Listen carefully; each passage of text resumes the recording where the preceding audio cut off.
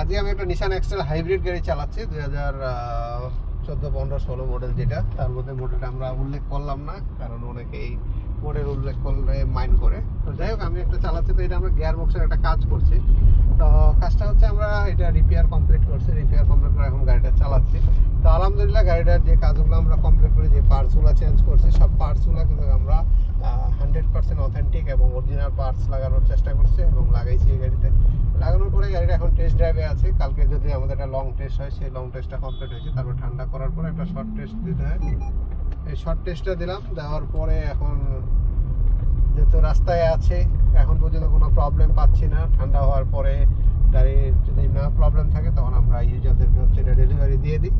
তো আপনাদের নিশান এক্সটেল যে গাড়িগুলো চালাতে গেলে আপনার গিয়ার বক্সের সমস্যা যে আছে কি না, এগুলো বোঝার অনেকগুলো ইস্যু আছে। এই যে আমি এখন চালানোর পরে যানজটের মধ্যে লক্ষ্য করবেন, গাড়ি যখন ব্রেকটা ছাড়ে পিক আপ দিতে যাবেন, তখন যদি মনে করেন যে গাড়ি একটু ধাক্কা দিচ্ছে কিংবা গাড়িটা ভাগতে কম চাচ্ছে, আবার অনেক সময় দেখা যায় যে ঝাঁকি দিয়ে ভাগে, এরকম ইস্যু হলে আপনার দুইটা জায়গায় হাত দিতে হবে, একটা ফুয়েল সিস্টেম আর একটা গিয়ার বক্সের।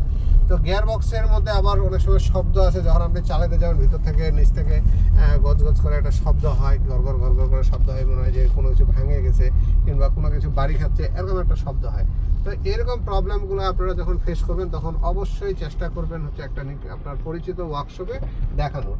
তার সাথে একটা প্রবলেম আছে হচ্ছে আরপিএম যদি দেখেন যে হাই হয়ে যাচ্ছে, আরপিএম উপর দিকে উঠে যাচ্ছে, তখন কিন্তু আপনার একটু রিস্ক হয়ে যায় গাড়ির, কারণ আরপিএম এর সাথে যদি হাই হয়ে যায়, সেক্ষেত্রে মোটরটা কিংবা ভালভটি নষ্ট হওয়ার একটা সম্ভাবনা থাকে। বিশেষ করে আমরা ভালভটির দিকেই গেলে ভালো হয়, যদি আরপিএমটা হাই হয়ে যায়। একটা নির্দিষ্ট একটা পরিমাণ আছে হাই হওয়ার, এর চেয়ে যদি বেশি হাই হয়ে যায়, তখন আমাদেরকে বুঝে নিতে হবে যে ভালভটিতে সমস্যা হওয়া শুরু করছে।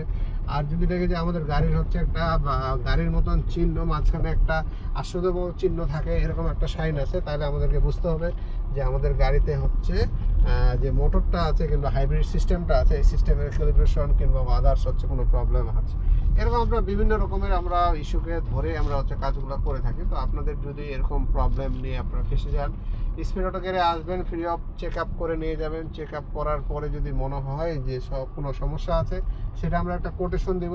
কোটেশন অনুযায়ী আপনারা চাইলে আপনাদের গাড়ির কাজগুলো সম্পন্ন করতে পারবেন। আজকে পর্যন্ত আমরা আর বেশি কিছু বলবো না, আরেকটা ভিডিও আমরা বানাবো, একটু আমরা লংয়ে চালানোর পরে তারপর আরেকটু কথাবার্তা বলে আরেকটা ভিডিও আমরা।